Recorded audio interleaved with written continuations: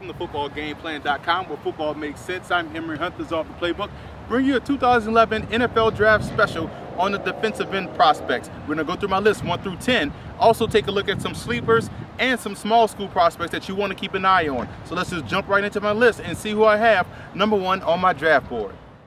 Daquan Bowers is an explosive athlete with a lot of speed off the edge, a guy that's very dominant in the run game, which means he could probably play strong side defensive end or the right defensive end in the league. Now, he put it all together this season for Clemson, 15.5 sacks. The question is whether or not this is a one-year wonder or is his best football ahead of him.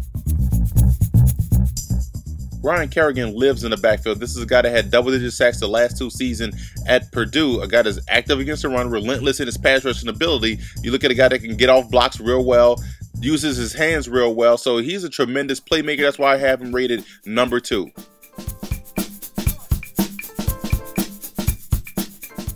Explosive is what describes Robert Quinn to a T. This is a guy that can play either with his hand in the ground or as a 3-4 outside linebacker, but quickness is his forte. This guy can get off the ball real quick, long arms, very athletic, tremendous playmaker for the North Carolina Tar Heels. Now, sit down a year of football will be the only question for Robert Quinn.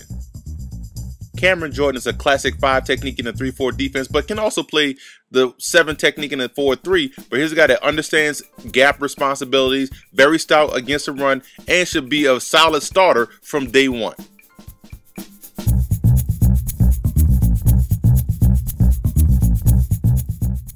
J.J. Watt is a football player in the true sense of the word. Here's a guy that can play outside in the 4-3 or the 5 technique in the 3-4, but he brings a workmanlike effort, very strong at the point of attack. Won't be a guy that gets you, double-digit sacks, but a guy that can get you like 5 to 6 sacks a year. Reminds me a lot of Justin Smith that played for the Bengals and now plays for the 49ers. Adrian Claiborne is a very solid football player with great closing speed once he turns the edge. A guy that also plays with great leverage in the run game and uses his hands real well to get off blocks to make the plays in the backfield. So look for Adrian Claiborne. He won't be a guy that be a double-digit sack type of guy like he was his junior season, but still should be very solid. Cameron Hayward will be another classic 3-4 defensive end. Here's a guy that's very strong at the point of attack, that gets push instead of pressure, but still has initial quickness to get off the football and makes a lot of plays in the backfield due to his work ethic and his hustle. Alan Bailey is a tremendous athlete, a guy that has explosiveness, very strong at the point of attack, but he has to become more instinctive as a pass rusher. He thinks too much out there on the field, which limits his effectiveness. If he can just get out there and just rush the passer, he'll be dominant. Pernell McPhee is a guy that has a lot of hustle. He may not get a lot of sacks, but is very active in the run game, very dominant behind the line of scrimmage, but he needs to learn how to wrap up tackle a little bit more. Otherwise, a lot of teams are going to game plan and run right at him, but this is a guy that can live in the backfield, very, very disruptive, and initial quickness off the football.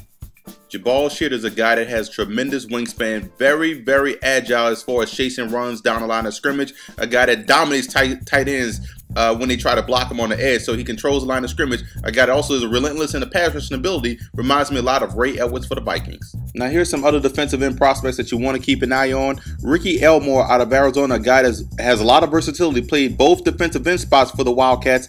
Tall, rangy, wrap-up tackler, very long arms. Not as agile or athletic as you would like, but a guy that should be a solid complementary player at the next level. Greg Romeus is an explosive defensive end that was highly rated as a first-round pick last season, but due to a couple of injuries that kind of knocked him down a little bit, we got to find out if he has the same explosiveness that made him a star, but there's no doubting his talent. This guy should make somebody very happy at the next level, should be a steal. Ugo Chinas out of Oklahoma State has everything you want physically from a defensive end prospect and is athletic enough to be an edge rusher in the 3-4 defense. The problem is his inconsistent motor. He doesn't bring it every play. If a defensive coordinator could turn the light on, this could be a special player.